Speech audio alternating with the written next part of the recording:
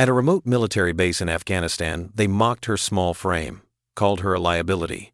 The seasoned SEAL team commander openly questioned why she was assigned to their high-risk deployment. "I need combat-ready personnel, not library assistants playing nurse," he said within earshot.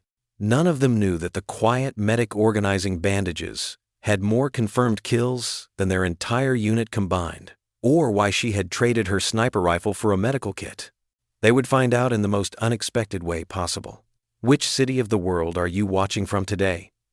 If this story resonated with you, please consider subscribing to support more untold stories of extraordinary courage.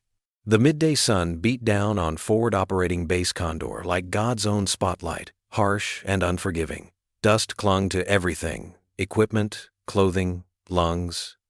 It was the kind of place where nothing stayed clean for long, where everything eventually took on the same tan coloration as the surrounding mountains.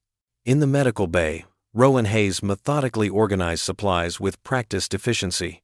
Her small frame moved between shelves with quiet purpose, barely disturbing the air around her. At 5'4" and 120 pounds, she seemed almost childlike next to the towering figures of SEAL Team 8, who occasionally ducked through the doorway for mandatory checkups or minor injuries. "Corpsman Hayes," a voice called from the entrance. Hayes turned, her expression neutral. "Yes, Lieutenant Commander Thackeray?" Brendan Thackeray filled the doorframe, 6'2" of hardened muscle and authority. His face, weathered by multiple deployments, showed the permanent creases of someone who frowned more than he smiled. "We have got a briefing at 800 tomorrow. Command says medical personnel need to be present." His tone suggested he found this requirement unnecessary. "Try not to slow us down." Hayes nodded once. "I will be there, sir." As Thackeray turned to leave, he paused. "And Hayes? Proper kit this time. This is not a hospital in San Diego." When he was gone, Hayes returned to her inventory. Her hands moved independently of her thoughts, which had drifted elsewhere to another time, another deployment. A small notebook lay open beside her supplies, filled with precise handwriting, wind speed calculations, elevation adjustments, and other notations that had nothing to do with medical work. She closed it quickly when the door opened again. "Well, if it is not our pocket-sized Florence Nightingale," Specialist Damon Abernathy announced, strolling in with exaggerated swagger. At 26, he was the youngest of the team, with a cockiness that had not yet been tempered by experience. "Need something, Specialist?"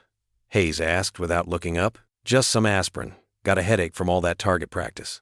He leaned against the counter. "You should come watch sometime, Hayes. Might learn something useful, though I doubt you could even lift one of our rifles." He laughed at his own joke. Hayes handed him a small packet of pills. 2 every 6 hours. No alcohol. "Yes, ma'am." Abernathy mock saluted. "You know, I've been wondering what happens if one of us gets hit in the field. No offense, but you could not exactly fireman carry someone my size to extraction." Hayes met his gaze directly for the first time. Something in her gray eyes made his smile falter. "I would manage, Specialist. I always do." Later that evening, as the bay settled into its nighttime routine, Hayes sat alone outside the medical bay. The mountains of Afghanistan stretched before her, their jagged silhouettes black against the star-filled sky. She was writing in her journal when heavy footsteps approached. Master Chief Gregory Warwick, the oldest member of SEAL Team 8, offered a steaming cup without ceremony. "Thought you might want some coffee. Gets cold out here at night." Hayes accepted with a nod. "Thank you, Master Chief." Warwick settled his bulk on the bench beside her, his knees cracking in protest. At 42, with 4 deployments behind him, he carried his experience in the silver at his temples and the network of scars on his forearms. "You do not talk much, Hayes." "Not much to say, sir." Warwick studied her profile in the dim light. "Where are you from, anyway? Got a bit of an accent I cannot place." "Tennessee mountains. Small place you would not know." Hayes closed her journal. The calluses on her hands caught Warwick's attention, not the smooth palms of someone who primarily handled medical instruments, but the rough markings of someone familiar with more demanding physical work. "How did you end up here?" he pressed. Hayes took a sip of coffee before answering. "Just a country girl who wanted to help soldiers come home." Her voice was quiet but firm, closing the door on further questions. Warwick nodded, respecting the boundary. "Well, tomorrow's going to be a long one. Thackeray has been pushing for this reconnaissance mission for weeks. You prepared for field conditions? I will be ready." As Warwick left, Hayes remained, her eyes scanning the distant ridgelines with practiced precision, calculating distances and angles in silent assessment. The briefing room buzzed with pre-mission energy the next morning. Maps of the Korengal Valley covered the central table, marked with intelligence reports of insurgent activity. Hayes entered precisely on time, medical pack already configured for field operations. She took a seat at the back, unobtrusive as always. Lieutenant Commander Thackeray led the briefing, outlining their objectives with clipped efficiency. Intelligence reports increased activity in these sectors. He indicated several areas on the map. Command wants eyes on the ground before they commit additional resources. His gaze swept the room, lingering disapprovingly on Hayes. We will be operating with minimal personnel. Command insists on medical support, so Corpsman Hayes will accompany us. The statement carried clear subtext. She was an unwelcome requirement. Sir, one of the team members spoke up. With all due respect, is that wise? If we encounter resistance, it is not my call, Lawson. Thackeray cut him off. Hayes, you stay in the middle of our formation. If things go sideways, find cover and stay there. Do not try to be a hero. Hayes nodded, her expression unchanged. Only Warwick noticed how her eyes had been studying the terrain maps with unusual intensity, how her fingers had traced routes and sightlines with practiced familiarity. As the team dispersed to prepare, Warwick approached Hayes. Stick close to me out there. I know how to handle myself, Master Chief. I'm sure you do in a medical tent. His tone was not unkind. But out there is different. Hayes looked up at him, something unreadable flickering across her features. Yes, sir. Different. The morning of deployment arrived with a blood-red sunrise. As the team performed final equipment checks beside the helicopter, Abernathy nudged his teammate. $10 says Hayes freezes up the first time we take fire, Warwick overheard. Enough, Specialist. She is part of this team. With all due respect, Chief, she is a liability. What is she going to do if we are ambushed? Throw bandages at the enemy? The conversation halted as Hayes approached, her medical pack secured and a standard-issue sidearm holstered at her hip. Unlike the others, she carried no primary weapon. All set, Corpsman? Thackeray asked, his tone suggesting he expected otherwise. Yes, sir. Medical supplies prepared for trauma response and field stabilization. The helicopter rotors spun to life, drowning further conversation. As they lifted off, Hayes braced herself against the turbulence with the instinctive positioning of someone who had done this many times before. Weight distributed, core engaged, hands positioned for maximum stability. It was a small detail, but it caught Warwick's attention. The Korengal Valley unfolded beneath them, a maze of steep ridges and narrow passes. Hayes studied the terrain intently, her eyes tracking features and measuring distances in a way that seemed incongruous for medical personnel. The insertion point was a small clearing 2 clicks from their primary objective. As the team disembarked from the helicopter in practice formation, Hayes moved with surprising confidence, her small frame somehow blending into the harsh landscape better than her larger counterparts. Remember, Hayes, middle of the formation. If you hear shooting, get down and stay down, Thackeray instructed one final time. They moved through the terrain in silence, each step calculated. An hour into their approach, Warwick signaled for a brief halt to check coordinates. Hayes knelt, scanning the surrounding ridgelines not with fear but with methodical assessment. Something feels off, Lawson muttered, adjusting his rifle strap. Hayes spoke without thinking. The village ahead should have smoke from morning cooking fires. There is nothing. Thackeray turned, surprised she had spoken. And you would know that how, Corpsman? Before she could answer, the first shot cracked through the air. Dust exploded near Thackeray's feet, followed immediately by the distinctive chatter of multiple automatic weapons. Ambush! Take cover! Thackeray shouted as the team scattered to defensive positions. Hayes moved with unexpected speed, sliding behind a large boulder as bullets impacted around them. The SEAL team returned fire, but they were pinned down from multiple directions. I count at least 3 positions, Warwick called out. Ridge at our 2 o'clock, outcropping at 11, and somewhere behind that structure at 1. Comms are being jammed, Lawson reported, trying repeatedly to radio for support. The situation deteriorated rapidly. A bullet caught Specialist Reed in the shoulder, spinning him backward. Before anyone could react, Hayes was already moving, staying low and fast to reach the wounded SEAL. Keep pressure here, she instructed, guiding Reed's hand to the wound while she prepared a pressure bandage. Her movements were quick and precise, even as bullets impacted feet away. "Hayes, get down!" Thackeray ordered. She ignored him, finishing the bandage before dragging Reed to better cover. For someone her size, the strength required was improbable. Yet she managed it with practiced efficiency. The firefight intensified. The team was outnumbered and in a compromised position. When Abernathy leaned out to fire, a shot caught him in the thigh, sending him sprawling with a cry of pain. Again, Hayes moved without hesitation, crossing the exposed ground in a hunched sprint that spoke of combat training rather than medical drills. She reached Abernathy, immediately assessing the wound. "Missed the artery," she reported clinically, applying a tourniquet. "But you are going to need surgery." Abernathy stared up at her, pain and confusion mingling on his face. "How are you not scared?" Hayes did not answer, focused on treating his wound. As she worked, a distinctive crack echoed across the valley, different from the AK-47s firing at them. A sniper. "Sniper! East Ridge!"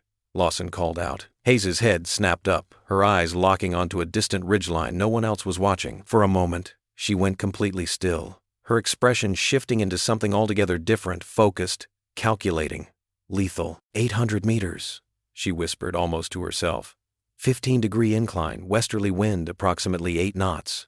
Warwick, positioned nearby, heard her words and froze. He stared at Hayes with dawning recognition. The situation grew more desperate as a third team member took a grazing wound to the arm. Their ammunition would not last forever, and with communications jammed, no extraction was coming. Hayes finished treating Abernathy, then crawled over to Warwick's position. When she spoke, her voice had changed deeper, authoritative, with no trace of her previous deference. "Master Chief, I need your secondary weapon and scope." Warwick studied her face for a long moment. "Who are you really, Hayes?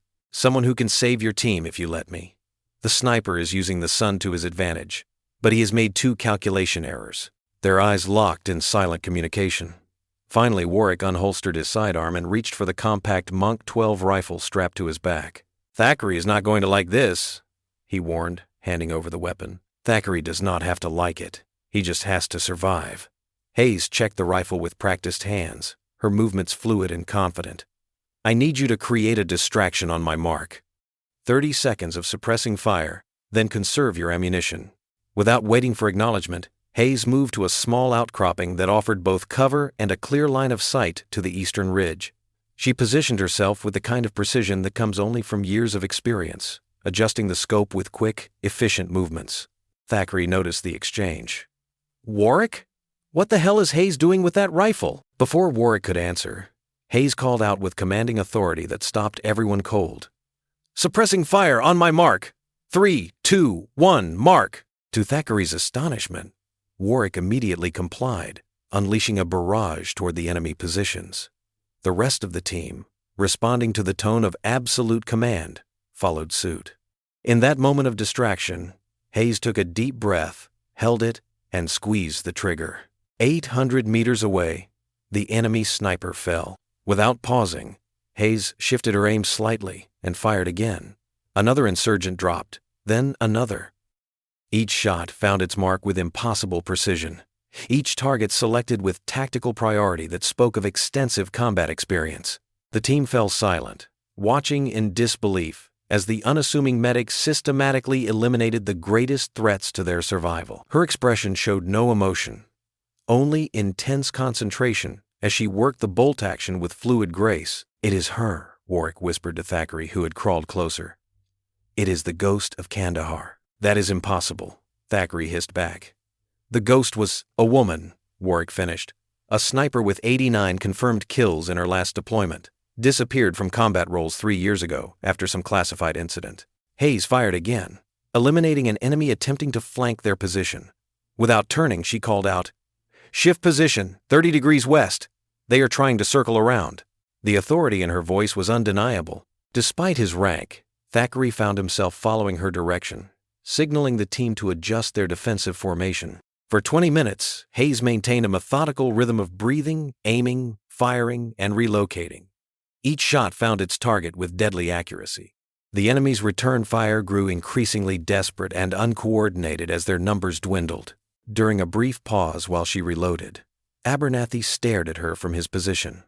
"Who the hell are you?" he asked, his earlier mockery replaced by awestruck disbelief. Hayes did not answer, already lining up her next shot.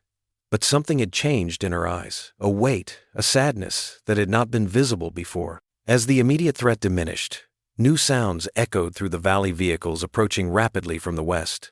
"Enemy reinforcements," Lawson warned, checking his remaining ammunition with concern. Hayes glanced at the approaching dust cloud, made a rapid calculation, and turned to Thackeray. "I need a grenade launcher." For a moment, Thackeray hesitated, the chain of command hanging in the balance. Then, wordlessly, he handed over his M32 multiple grenade launcher. Hayes took position at the highest point of their cover, sighting the approaching vehicles. The distance was extreme for accurate grenade fire, the wind conditions complex. She adjusted her stance, compensating for factors only she seemed able to calculate. "When I fire," she instructed the team, "be ready to move. There is a depression 50 meters north that will provide better cover for extraction. Warwick, you will carry Abernathy. Lawson, help Reed. Thackeray, you are on rear security. Questions?" No one spoke. The woman they had dismissed was now commanding them with absolute authority, and none, not even Thackeray, considered challenging her. Hayes fired the grenade launcher 3 times in rapid succession, each round landing with devastating precision among the approaching vehicles. Secondary explosions bloomed across the valley floor as fuel tanks ignited. "Move now," she ordered, already providing cover fire as the team executed her extraction plan. As they reached the new position, Lawson finally managed to establish communications. "Extraction inbound, 15 minutes." Hayes nodded, continuing to eliminate any remaining threats with mechanical efficiency. As the situation stabilized, she moved to check on the wounded, transitioning seamlessly from lethal sniper back to focused medic. "You will be fine," she assured Reed, examining his bandage. "Clean through and through." Reed stared at her. "You are her, are not you?" "The ghost." Hayes's expression remained neutral. "Right now, I am your corpsman. That is all that matters." As the extraction helicopter approached, Hayes positioned herself to provide covering fire until everyone was safely aboard. Only then did she fall back, being the last aboard, still scanning the ridgelines for threats as they lifted off. Once airborne, she immediately turned her attention to the wounded, working with the same quiet efficiency she had shown in the medical bay. But now, the team watched her with new eyes, seeing not the fragile woman they had dismissed, but a warrior whose capabilities they had drastically misjudged. Thackeray observed in silence as Hayes stabilized Abernathy's leg wound. Finally, he asked the question hanging in the air. "Corpsman Hayes, who are you really?" Hayes looked up, meeting his gaze directly. For the first time, she allowed them to see beyond the carefully constructed facade. "That is classified, sir. But I believe you already know." The helicopter touched down at FOB Condor amid a flurry of activity. Medical teams rushed forward to receive the wounded, while intelligence officers waited impatiently nearby. Hayes remained professional and focused, transferring care of the injured SEALs to the base surgeon before stepping aside. A tall figure in unmarked fatigues approached her immediately. Colonel Ellison Blackwood, Army Intelligence, had arrived specifically for this debriefing. His presence confirmed what Warwick had suspected. Hayes was far more than she appeared. "Corpsman Hayes," Blackwood greeted her with familiarity that suggested previous acquaintance. "We need to talk." Hayes nodded, her demeanor once again subdued and deferential, though the transformation seemed hollow now that her team had glimpsed what lay beneath. As Hayes followed Blackwood to a secure briefing room, whispers spread across the base. Within hours, everyone had heard some version of what happened, how the unassuming medic had single-handedly turned an ambush into a successful operation. Inside the secure room, Thackeray and Warwick waited with base command. The atmosphere was tense with unasked questions. "I have been authorized to provide limited disclosure," Blackwood began without preamble. "What I am about to tell you remains classified." He opened a folder containing documents and photographs, including one of Hayes in different uniform insignia, receiving a medal that was deliberately obscured in the image. "This is Rowan Hayes, formerly Master Sergeant Hayes of the Army's 5th Special Forces Group. She served as the primary sniper for a classified task force operating primarily in the Kandahar region from 2019 to 2022. Thackeray stared at the photograph, then at Hayes, who stood at parade rest, her expression unreadable. The nickname Ghost of Kandahar originated with enemy forces, Blackwood continued. They attributed her kills to a ghost because they refused to believe they were being systematically eliminated by a woman. 89 confirmed kills, Warwick stated, not a question. Officially, 76, Blackwood corrected. Unofficially, the true number is higher. Why the transfer to medical? Thackeray asked, directing the question at Hayes rather than Blackwood. Hayes remained silent, but something flickered across her features, a shadow of pain quickly suppressed. Blackwood answered instead. Master Sergeant Hayes requested reassignment to medical services 3 years ago. That request was granted in recognition of exceptional service.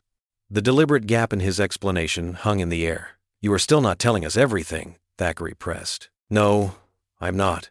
Blackwood agreed. And I will not be. What happened today will be recorded as a successful extraction following enemy contact. Corpsman Hayes provided medical support, that is all. After the debriefing, Hayes returned to the medical bay, resuming her duties as if nothing had changed. But everything had. The look she received walking through the base had transformed from dismissive to uncertain, even awed. That evening, as she organized supplies, the familiar, methodical routine now recognized as the discipline of an elite operator rather than the fussiness of an overcautious medic. Warwick appeared in the doorway. Why did not you tell us? He asked without preamble. Hayes continued her inventory for several moments before answering. Would it have made a difference? You know it would have. That is why. She finally turned to face him. I did not want differential treatment. I wanted to be just another corpsman. Warwick stepped further into the room. I found out more about you, about what happened 3 years ago. Hayes went still. Official or unofficial channels. I served with Mackenzie Braddock in my first deployment. He is stationed at command now. At the name, Hayes's carefully maintained composure slipped. She closed her eyes briefly. Then you know, your spotter, Sergeant Sullivan. You could not save him. Hayes turned away, busying herself with supplies again. I had the medical training to stabilize him, basic field medicine. But it was not enough. He bled out before extraction arrived. The pieces finally connected for Warwick. So you left sniping to become a medic? I took enough lives, Hayes said quietly. Now I save them. That is my penance and my purpose. The next morning, Hayes entered the mess hall to complete silence. Conversations halted mid-sentence as all eyes turned toward her. She collected her food tray and moved toward an empty table, her expression neutral as always. Before she could sit, Lieutenant Commander Thackeray approached with his own tray. The room grew even quieter, the tension palpable. He set his tray down across from hers and remained standing. For a long moment, neither spoke. Then, with deliberate formality, Thackeray straightened and offered her a crisp military salute. I failed to recognize one of our finest, he said, his voice carrying in the silence. It will not happen again, ma'am. Hayes returned the salute with perfect form, then gestured for him to sit. Thank you, Commander, but it is still just Hayes. As they ate, the normal buzz of conversation gradually returned, though many eyes continued to drift toward their table. I want you to know, Thackeray said quietly, I have recommended you for a commendation. That is unnecessary. Maybe, but it is deserved. He hesitated. And I have requested that you remain attached to our unit for future operations in dual capacity. Hayes looked up sharply. I am a medic now. Yes, and I respect that choice. But yesterday proved that sometimes we need both of your skill sets. Before she could respond, Specialist Abernathy approached on crutches, his injured leg heavily bandaged. He stood awkwardly beside their table. Hayes, he began, then corrected himself. Corpsman Hayes. I wanted to say, that is, he struggled with the words. I was wrong about you, and I am sorry. Hayes studied him for a moment, then nodded toward an empty chair. How is the leg, Specialist? Hurts like hell, he admitted, sitting down carefully. Doc says I will be back on active duty in 6 weeks. 8, Hayes corrected automatically. You need to rebuild the muscle properly. Abernathy nodded, chastened. After a moment of hesitation, he asked, when you get cleared for the range again, would you consider showing me a few things? About shooting, I mean. A small smile, perhaps the first genuine one they had seen from her, tugged at Hayes's lips. We can arrange that, Specialist. 6 months later, FOB Condor had changed in subtle but significant ways. Hayes continued serving primarily as a medic, but now also conducted weekly training sessions in both combat medicine and marksmanship. Her quiet authority was no longer overlooked. When she spoke, people listened. On the base's small firing range, Hayes adjusted Abernathy's stance with practiced patience. Breathing control is everything. Inhale, pause, squeeze during the natural respiratory pause, then exhale after the shot. Abernathy nodded, following her instructions. His shot hit near the center of the target, not perfect, but a marked improvement. Better, Hayes acknowledged. Again, as they worked, a helicopter approached in the distance. A new rotation of personnel was arriving, including a fresh medical team. Later that day, Hayes observed from across the mess hall as a young female medic endured the same dismissive comments she once had. History repeating itself. The new arrival, Corpsman Ellery, according to her nameplate, sat alone, her shoulders tight with the effort of ignoring the thinly veiled skepticism around her. Hayes approached, setting her tray down across from the new corpsman. First deployment? Ellery nodded, surprised at being addressed. Yes, ma'am. Just completed training last month. The first week is the hardest, Hayes offered. It gets easier. A group of infantry Marines at the next table were openly discussing whether the tiny new medic could handle combat conditions. One suggested she would be better off working at a stateside hospital where she would not be a liability. Hayes listened for a moment, then made a decision. She stood and walked to their table, her movement drawing all eyes in the mess hall. Without a word, she removed her medical corps patch, revealing the Special Operations insignia beneath it. The Marines fell silent, recognition dawning on their faces. Corpsman Ellery completed the same training you did, Hayes said quietly. She deserves the same respect until proven otherwise. She turned back to Ellery. Come find me in the medical bay tomorrow. I have some field techniques to show you. As Hayes walked away, conversation resumed, but with a markedly different tone. The young corpsman watched her go with newfound determination, straightening her spine. Outside, Hayes paused to look at the mountains silhouetted against the setting sun. She reached into her pocket and withdrew the worn photograph she always carried herself, and Sergeant Sullivan, her spotter, smiling together after a successful mission. For the first time in 3 years, the sight brought more comfort than pain. She had found her purpose in this strange middle ground, not just a killer, not just a healer, but something forged in the crucible of both experiences. The ghost of Kandahar still existed, but now she saved lives in more ways than one. The next week brought a flurry of activity to FOB Condor. Intelligence reports indicated insurgent forces were regrouping in the region, and command had ordered increased reconnaissance missions. Despite the heightened operational tempo, Hayes maintained her disciplined routine medical duties first, then training sessions with any personnel who sought her expertise. Word of the ghost of Kandahar had spread throughout the base, transforming whispers of doubt into murmurs of respect. Marines and Army personnel alike found excuses to visit the medical bay, hoping to catch a glimpse of the legendary sniper-turned-medic. Hayes accepted the attention with quiet grace, neither encouraging nor discouraging the subtle shift in how she was perceived. Colonel Blackwood returned unexpectedly one afternoon, arriving by helicopter with minimal notice. Hayes was conducting an inventory of trauma supplies when a junior officer appeared at the medical bay entrance. Corpsman Hayes, Colonel Blackwood requests your presence in command, immediately. Hayes nodded, methodically finishing her count before following the officer. As they walked across the compound, she noticed increased activity around the Tactical Operations Center. Something significant was underway. Inside the briefing room, she found Thackeray, Warwick, and several other team leaders gathered around the central table. Blackwood stood at the head, his expression grave. Maps of a mountain region northeast of their position covered the surface, marked with recent intelligence data. Hayes, Blackwood acknowledged her entrance with a nod. Thank you for joining us. Thackeray shifted, making space for her at the table, a small but meaningful gesture of inclusion. She took the offered position without comment. 12 hours ago, Blackwood began, a high-value intelligence asset was captured during a failed extraction in Sector 7. Our informant was traveling with a small security detail when they were ambushed. 2 security personnel were killed, one is missing, presumed captured. He indicated a narrow valley surrounded by steep ridgelines. We believe they are being held here, in a compound previously used as a forward operating position. Satellite imagery shows increased activity consistent with a temporary holding facility. Why not simply send in air support? one of the team leaders asked. The asset possesses critical intelligence that must be recovered intact, Blackwood replied. A direct strike would risk losing that intelligence, not to mention the asset's life. We need a precision extraction. Hayes studied the terrain imagery, her mind automatically calculating distances, angles, and approaches. The location was a natural fortress, multiple elevated positions for sentries, limited approach vectors, excellent defensive sightlines. A frontal assault would be suicide. We are assembling a joint task force, Blackwood continued. SEAL Team 8 will take point, with additional support from 5th Group operators. Time is critical.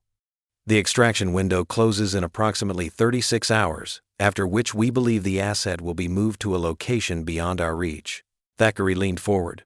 Rules of engagement? Precise and limited, Blackwood answered. This is a surgical extraction, not a statement. We want minimal signatures and maximum deniability. The briefing continued as each team's role was outlined. SEAL Team 8 would approach from the southwest, using a narrow ravine for cover. A secondary team would create a diversion to the east, drawing attention away from the main extraction force. Helicopter support would remain on standby beyond the ridgeline, out of visual and auditory range until called for extraction. Throughout the detailed planning, Hayes remained silent, her eyes fixed on the satellite imagery. Something about the configuration of the compound troubled her, though she could not immediately identify the source of her concern. As the briefing concluded and team leaders dispersed to prepare their units, Blackwood approached Hayes directly. A word, corpsman? She followed him to a small adjacent room. Once the door closed, his formal demeanor shifted subtly. I want you on this mission, Hayes. Not as a medic, but as you. She met his gaze steadily. I am a medic now, Colonel. You are both, he countered. And this mission needs both. The extraction team will need medical support, but they will also need your other skills. He placed a folder on the table between them. This is an authorized temporary reactivation of your previous status. Commander Thackeray has already approved the assignment. Hayes did not reach for the folder. You have other snipers, none with your specific expertise in this region. None with your record. Blackwood's voice softened slightly. And none who understand what is truly at stake here. He slid another photograph across the table. Hayes went completely still when she saw the face staring back at her. Sergeant Jameson Sullivan, Blackwood said quietly. Reported killed in action 3 years ago during Operation Blackstone. Hayes's voice, when she finally spoke, was barely above a whisper. That is not possible. I watched him die. You watched him lose consciousness from blood loss, Blackwood corrected. The extraction team that recovered you both reported him dead on arrival. That information was correct, to the best of their knowledge. He placed another document beside the photograph.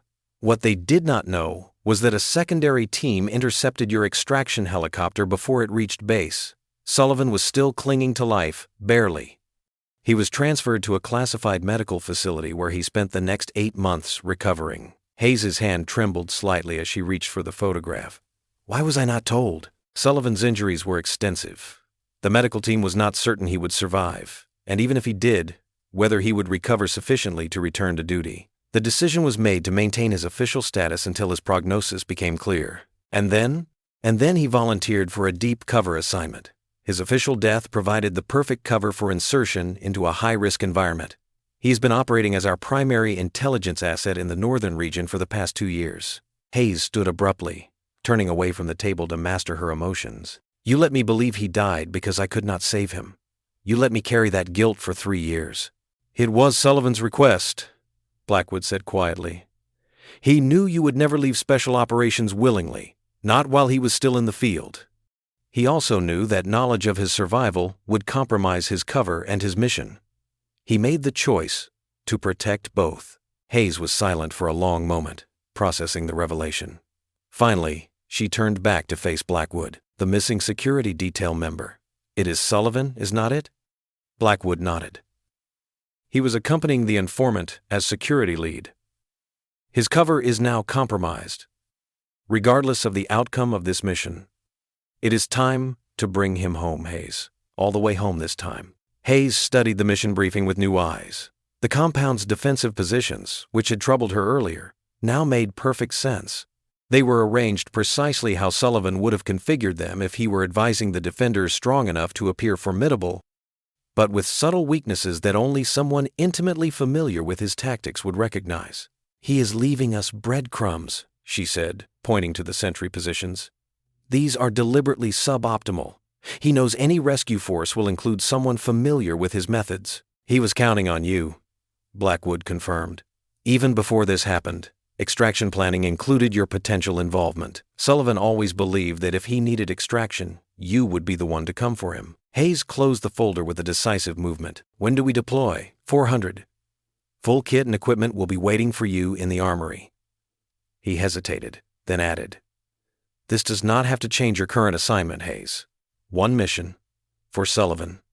Then you can return to medical duties." Her expression softened slightly. "I learned something important as a medic, Colonel.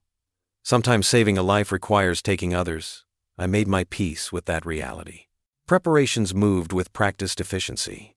By 330, Hayes had reported to the armory where she found a complete kit laid out for her, not standard issue, but equipment tailored to her specific preferences, including a custom 40A6 sniper rifle that she recognized immediately as her former weapon. She ran her hand along the stock, feeling the familiar worn grip where her cheek had rested countless times before. The muscle memory returned instantly, her body remembering postures and positions she had not consciously used in years. Thackeray found her completing final equipment checks, her movements flowing with the assured precision of someone returning to a natural state. "I should have recognized you sooner," he said without preamble. Hayes continued her checks without looking up.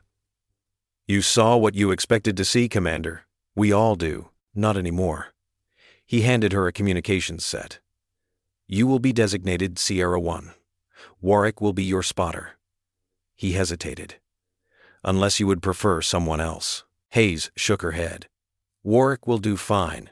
He has good eyes. The extraction team is yours to command once we reach the objective," Thackeray continued. "I will handle the approach and withdrawal, but the actual operation falls under your authority." She looked up, surprised by the voluntary ceding of command. "That is not protocol." "Neither is sending a corpsman to lead a classified extraction," he replied with the ghost of a smile. "But we adapt to circumstances. You know Sullivan better than anyone. You will recognize his hand in the defensive setup, and you will make better tactical decisions as a result." The mission launched precisely at 400. 2 Black Hawks transported the team to a landing zone 5 miles from the objective, the sound of their rotors muffled by the surrounding mountains. From there, it was a careful approach on foot, using the pre-dawn darkness for cover. Hayes moved at point, her smaller frame navigating the difficult terrain with natural ease. The weight of the rifle across her back felt like greeting an old friend, uncomfortable at first, then settling into familiar contours. As they neared the final approach, Hayes signaled for the team to hold position while she and Warwick moved forward to establish an observation post. The ridgeline offered a perfect vantage point of the compound below, just as the satellite imagery had suggested. "Talk to me, Hayes," Warwick said quietly as they set up the spotting scope. "What are we looking at?" Hayes studied the compound through the scope, noting the pattern of guard rotations, the positioning of barriers, the sight lines from various defensive positions. "Sullivan has been busy," she murmured. "Look at the northern corner. The sandbag placement is 6 inches too high. A deliberate error. It creates a blind spot that should not exist." "Could be sloppy work," Warwick suggested. Hayes shook her head. "Not with Sullivan involved. He is creating weaknesses only we would recognize." She continued her assessment, identifying 3 more subtle flaws in the defensive setup. "He is telling us exactly how to approach." She keyed her communication set. "Sierra 1 to Shark Lead. I have positive confirmation of Sullivan's influence. Recommend immediate execution of Phase 2. Thackeray's voice crackled in response. "Copy, Sierra 1. Diversion team is in position. Execute on your mark." Hayes took a moment to center herself, transitioning fully into the mindset she had abandoned 3 years ago. The ghost of Kandahar had returned to the field, and she had a partner to save. "Execute," she commanded, and the operation began. The diversion team initiated a series of controlled explosions to the east, drawing the attention of the majority of the compound's defenders. As predicted, several sentries moved from their positions to reinforce the eastern approach, creating gaps in the coverage exactly where Sullivan had indicated they would appear. Hayes systematically eliminated the remaining sentries with precisely placed shots, each one finding its mark with lethal efficiency. There was no hesitation in her movements now, no conflict between her roles as healer and warrior. In this moment, they were one and the same, both serving the mission to save Sullivan.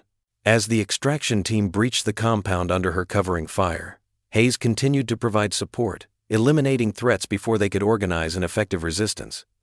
Through her scope, she caught glimpses of the team's progress room clearing, securing corridors, approaching the central structure where intelligence indicated the prisoners were held. "Sierra 1, we have the package," Thackeray's voice reported. +1, additional friendly. Moving to extraction point now. Hayes adjusted her position, providing covering fire as the team emerged with two figures, one clearly injured and supported between two operators, the other moving under their own power, despite visible signs of mistreatment. Through her scope, Hayes caught a clear view of the second figure. Despite the dirt and blood on his face, despite the years of separation, she would have recognized Sullivan anywhere. He was thinner, his face more lined, but unmistakably alive. For a brief moment, their eyes seemed to meet across the distance, as if he somehow knew exactly which position she would choose. A slight nod acknowledgement, gratitude, something more complex than either. Then he was moving with the extraction team toward the designated pickup point.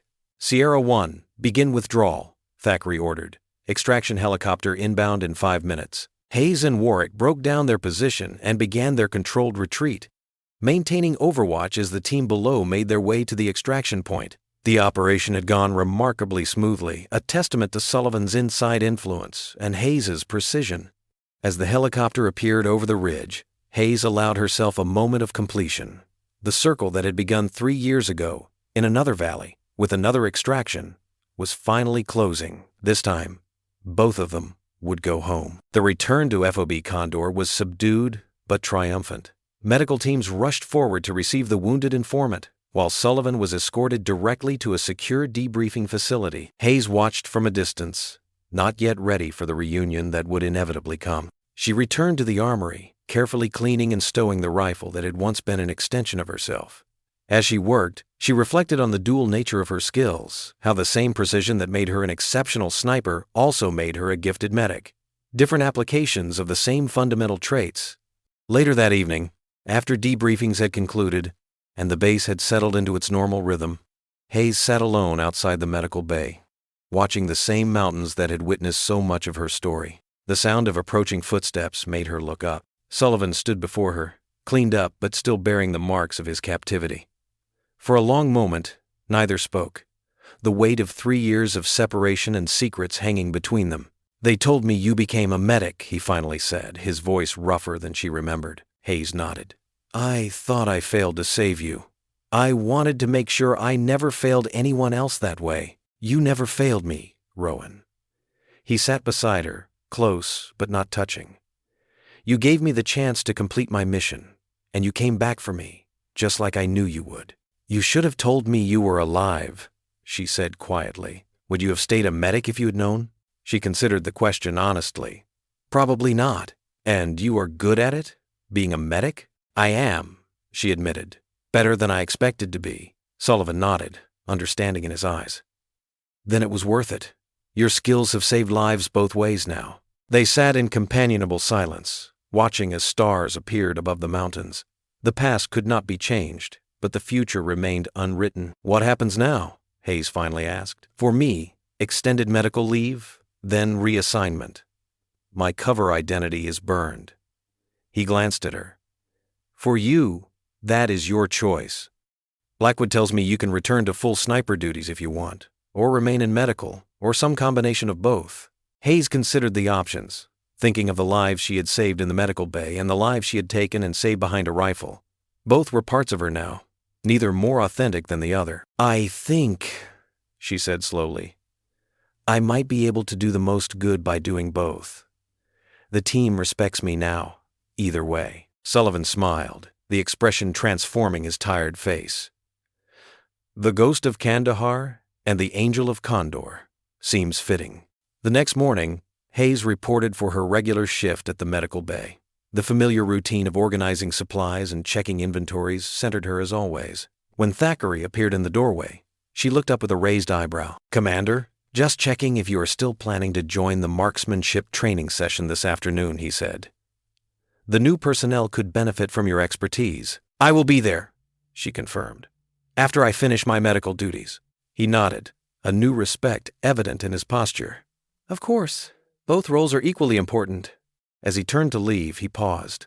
"By the way, that new corpsman, Ellery, she has requested advanced field medical training. Specifically asked if you would be willing to teach her." Hayes smiled slightly. "Tell her to report here at 1,800. We will start with the basics."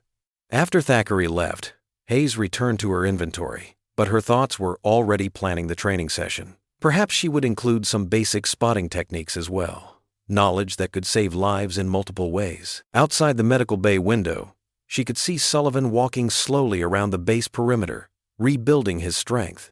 He caught her eye and offered a small salute, which she returned. 3 years ago, she had made a choice born of grief and guilt. Now, with fuller knowledge, she was making another choice to embrace both aspects of her skills, to save lives through both healing and protection. The ghost of Kandahar had never truly disappeared. She had simply found a new way to serve, a new purpose that honored both what she had been and what she had become. At the firing range that afternoon, Hayes stood behind a line of new personnel, watching as they attempted to master the fundamentals of marksmanship. When Corpsman Ellery appeared at the edge of the range, Hayes waved her forward. "Thought you might want to observe before our session tonight," she explained. Ellery looked uncertain. "I am not sure how shooting relates to medical training, ma'am." Hayes adjusted a young Marine stance before answering. "Everything connects. Breath control, focus, precision, situational awareness.